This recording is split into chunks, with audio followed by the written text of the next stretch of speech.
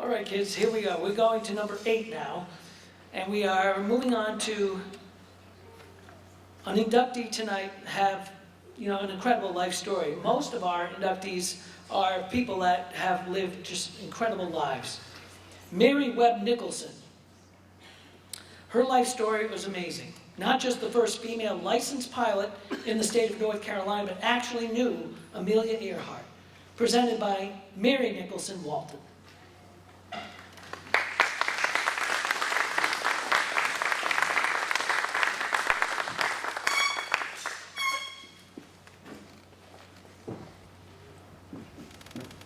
Thank you so much. And I actually brought a picture of my Aunt Mary Nicholson, so she could be up here on stage with me. So I'm just going to put her right here. And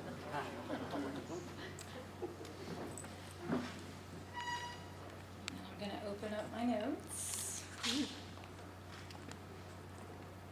So I am also named Mary Webb Nicholson. I was named, I have the honor of being named after my aunt, who I did not have the pleasure of knowing, but my father told me many, many stories about her. Okay, here we go. So, it is a true honor to have Mary Nicholson inducted into the Hall of Fame with this illustrious group. On behalf of my whole family, some of which are here tonight, over there, thank you so much for recognizing her. We all just hold a really special place in our hearts for her. If you care to look at the picture of her, you'll see that she's smiling. And in every single picture that we have of her, she's smiling. She was an amazing person and just had a very kind heart. If I had to describe her, she had a quiet determination, immense courage, and she served and sacrificed herself for others. She was born in Greensboro in 1905 into a middle-class family with one older sister and 4 younger brothers.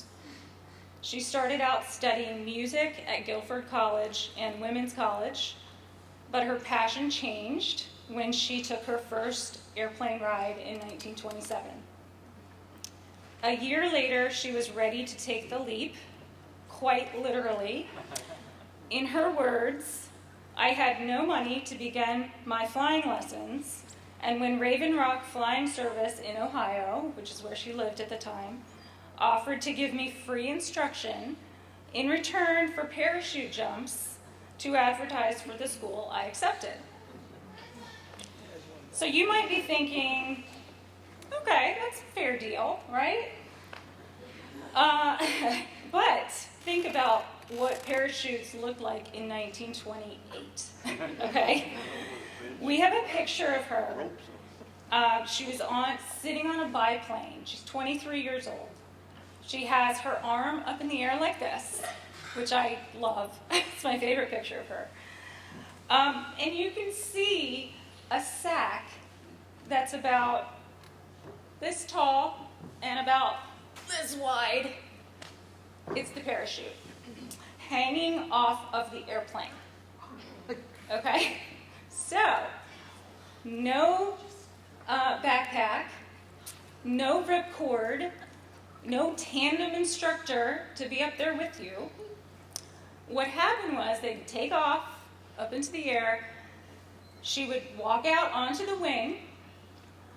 She had straps on, of course, that were attached to that parachute.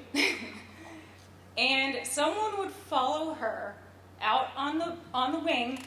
She would jump, and then they would throw the parachute behind her. Okay? I don't know about you, but that is no way.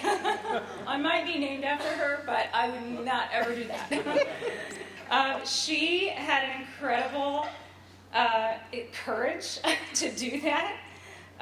She did it 3 times, and she received her training for free.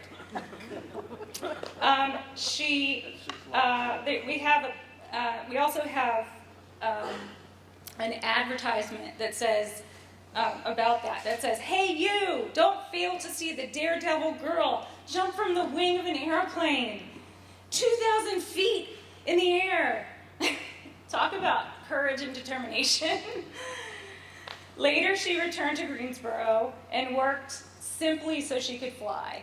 I think another family said the same thing. She worked so she could fly. She just loved it. She had it in her blood, wanted to do it. So in 1929, in October, she received her North Carolina private pilot's license, and then shortly thereafter, her commercial and transport licenses. She flew every weekend. Every chance she had, she would be in the air in an airplane. She was in many of the air shows throughout the South. She taught other people to fly. Her first student happened to be my father, Frank Nicholson, who some of you may know or may remember. He was in the first class of pilots at Piedmont Airlines, and he started working there in 1942. He spent 28 years there. He met my mother there, and she worked there as well. So we have a very, very special place in our heart for Piedmont, and I love seeing the Piedmont signs and just being a part of that connection. Another connection is that my father, he soloed in another inductee's airplane, Tom Davis. I think he owned, I'm not sure if he owned the airplane at the time, but it's still in the family now. It's a Cub. It's not the Piper Cub, but the predecessor, Taylor Cub. Thank you. Okay. I'm not a pilot, as you can see. Let's see, where was I? So my father he later became a chief pilot at Piedmont and was also extremely good friends with the Davis family and also Zeke Saunders, who's going to be inducted tonight as well. So lots and lots of connections. Mary, even though I don't fly, which is the ironic thing that being named after her, but she inspired a legacy of pilots in our family. So not only my father, but also her brother, another brother of hers, David, her nephews, Frank, my brother Frank, and also my brother Tom, who isn't here tonight but is a pilot for Hawaiian Airlines. Her niece Lauren, my sister, who someone mentioned the Powder Puff Derby, and she went to college at Purdue for flying, and her team won the Powder Puff Derby that year. So, yay for her, right? And most recently, my great niece Anna, who's here tonight, she's about to graduate in 2 weeks from Embry-Riddle, and she is also a pilot. And so I've heard a lot of, we need to inspire younger people to fly. Well, Anna is that person. She is amazing and is going to be an amazing pilot. She's also the recipient of the Tom Davis Memorial Scholarship, which helped her to get through school. So thank you to the Davis family. So back to Mary. She became a charter member of the 99s, which was the first women's pilot organization. She was appointed governor of the Southeast section by Amelia Earhart, who she did know and was friends with. Amelia Earhart was the first she was the first president. So the 99s, if you haven't heard of 99s, it's still in existence today, and it's called the 99s because there were 99 women who wanted to create a club and inspire other women to fly. So she was one of the original members. She was getting national attention and was beyond excited when Jacqueline Cochran, who was a famous aviatrix from New York City, asked her to be her private secretary. So again, talk about courage. A single woman moving from Greensboro to New York City. Sounds kind of scary. On her own, didn't know anybody, but wanted so desperately to be a part of this, national aviation for women, that she did it. She was all in. So she took a train up there and went and worked with Jackie Cochran. And when she was there, as I mentioned before, because she smiled all the time and was a really nice person, she made a ton of friends, and she became the governor of the New York and New Jersey section of the 99s. Now, in early 1940s, late 1930s, Mary helped Cochrane set up a group of American women pilots to serve in England's Air Transport Auxiliary while World War II raged in Europe.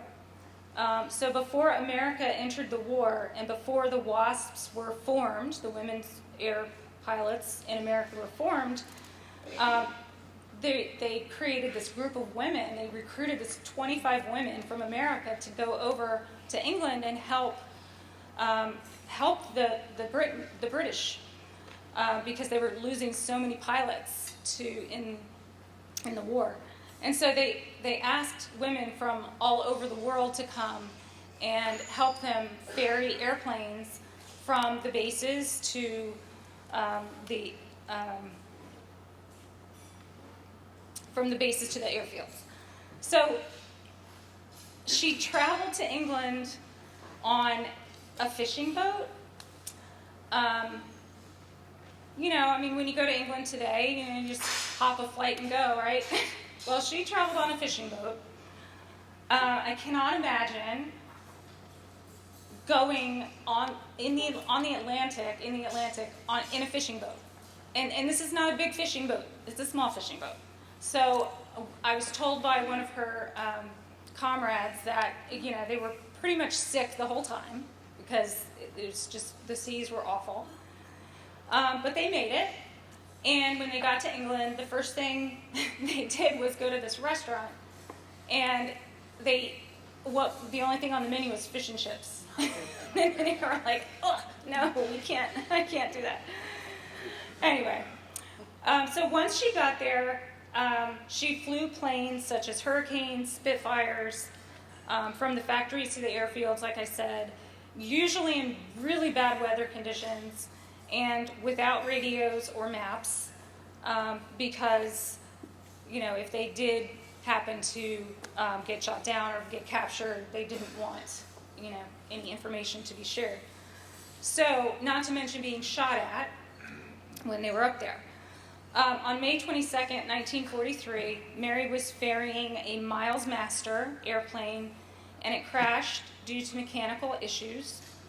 A farmer unsuccessfully tried to save her from her burning airplane, which had crashed into a brick building. So she made the ultimate sacrifice, not only for her country, but for, the Allies in general. She was the only American woman to die during the ATA service. So I want to finish with a quote from a speech that Mary wrote while her mother gave this speech to the Women's College, which is now UNC Greensboro. And she says, "It is not too much to imagine that women will be given an even greater part in protecting the freedom of our democracy. And if they are called upon to give this service, the women of America will not be found wanting. There is no sex discrimination left in the art of flying.